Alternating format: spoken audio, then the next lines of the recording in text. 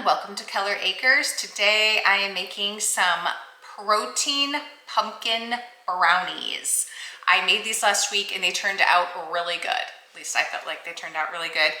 And I love anything with pumpkin in it, and it's starting to get just a tiny bit cooler lately, so definitely makes me want to start breaking out the pumpkin recipes. So I thought I'll start with these pumpkin brownies and then I'll move into the pumpkin bread here coming up soon. I love pumpkin bread and pumpkin bars, so look for some healthy recipes for those too. All of these will be made, a lot of them will have protein powder in them, but all of them will be made with probably monk fruit or non-refined sugar at least. And so if you're looking for some healthy alternatives to your favorite pumpkin desserts, watch for that. All right, for these pumpkin protein brownies, I am going to be using a can of pumpkin, of course. If you're looking for some pumpkin and you like to make lots of pumpkin things and you're a member of Costco, they have a box. I can't remember how many cans it is, but it's a great deal, great price. It might only be 6 cans or maybe 8 cans, but it's a really good price. And I know in previous years, sometimes pumpkin can be hard to find sometimes this time of year when people start buying a lot of pumpkins. So anyway, keep that in mind if you love pumpkin and you're a Costco member. Half a cup of cocoa powder. I really like, and I put it away.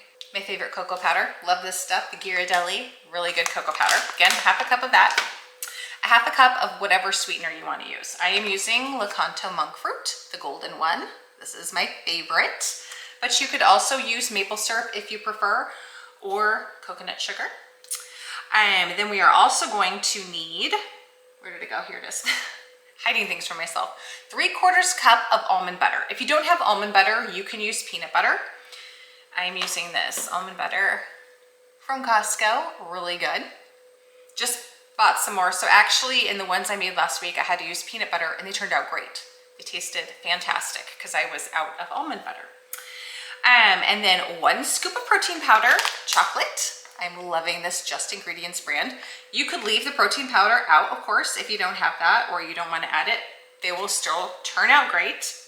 A pinch of salt and a teaspoon of vanilla. I had to smell it because I'm using my homemade spiced rum vanilla extract. This stuff is so good. I made this last year and bottled it in October, so it's getting closer to being a year old. Not quite there yet, but it's good to go. Usually you want to wait 6 months to a year, so.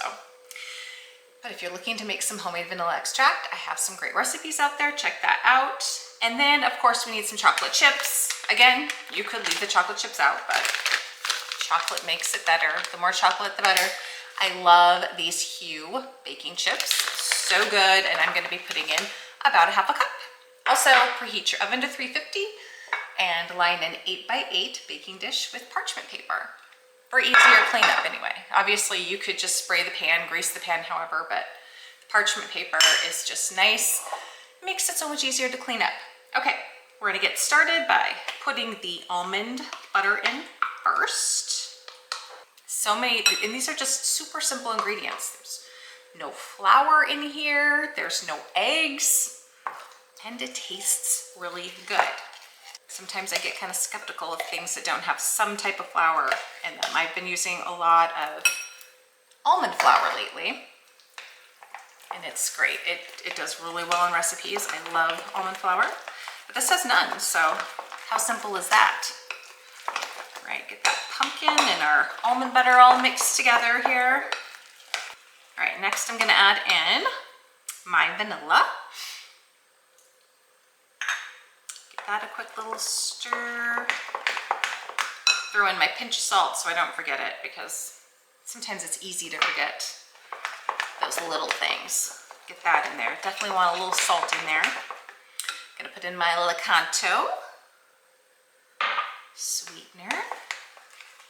My cocoa powder next. I think I put in about half, stir, and then put in the rest, because sometimes it can just start kind of flying out of the bowl. There is one more ingredient I just realized I forgot, because it's actually not in the recipe. I added it because I felt like it would make these even better. So it's not in the original recipe. You don't have to add this, but I'm just gonna put in a little bit of milk. I knew I should have just written down exactly how I made these last week, because I always make a few changes if I'm following a recipe. I usually don't follow it exactly. I just kind of adjust things because I love to bake, so I just kind of know what I might want to change about a recipe or add or whatever. And yeah, I forgot that I added just a tiny bit of milk. For the sake of this, so that you know exactly what I'm putting in here, pouring in a 1/4 cup. You could also use almond milk, really any kind of milk. Doesn't matter. But I really am loving this Fairlife milk. Throw in our protein powder.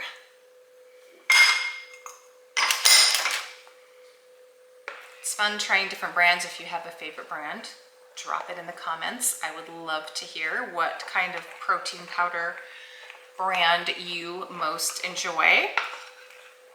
I like the Clean Simple Eats, and I'm, like I said, now really enjoying the Just Ingredients. If you're familiar with the Bobby Approved app, Just Ingredients is Bobby Approved, and if you're familiar with the app, you'll know that that's really good because a lot of things are not Bobby Approved. Let's dump in our chocolate chips. Then, you always have to taste it. Tastes good. And you know, if it tastes good like this, it should come out tasting good, right? That's my theory anyway. All right, get it in our pan here. I think I baked these for about 25 minutes last time. We'll see. I'll let you know exactly how long I baked them for. I really just thought it would remember all of these details, and then turns out, nope. I should write things down. But you know, I think we all do that. We think, I'll remember exactly what I did and how long I baked it for and all of that. But I didn't. We're ready to get these yummy pumpkin brownies into the oven. All right, my pumpkin protein brownies are done. I ended up baking them for 35 minutes. Longer than I thought, but like I said, I didn't write it down and I don't remember, I guess. So 35 minutes, it might take yours less time. Just kind of touch the top and you can tell. Sometimes the toothpick, I usually do the toothpick, check that out, but you know, if you hit a chocolate chip, then it's not gonna come out with it. It's gonna have chocolate on it. So anyway, I just usually kind of feel the top too, just to see. All right, let's cut into this. I'm also gonna be putting a little bit of the light Cool Whip on top because yum, I feel like that just tastes good. But these taste amazing without it too. Like I said, I can vouch, I had these just last week. I sampled them first. These haven't been cooling for too long yet, so they're still pretty warm. And I have frozen Cool Whip. I love to keep my Cool Whip in the freezer. It's kind of almost ice creamy like then. Okay, let's plop a little bit on top here. Push that to the side. Love Cool Whip. Cool Whip just makes everything taste better. Give these a taste. Very chocolatey. Very good. It almost reminds me, and my other ones did too, this is what I thought of the texture when I just made these last week. Kind of reminds me actually of a pumpkin pie texture, only it's chocolate. And it's really, really good. So if you like pumpkin pie and you like chocolate, you will like these protein pumpkin brownies. If you like this video, be sure to hit that like button. Let me know if you try this recipe. I'd love to get your feedback. Also, don't forget to hit that subscribe button.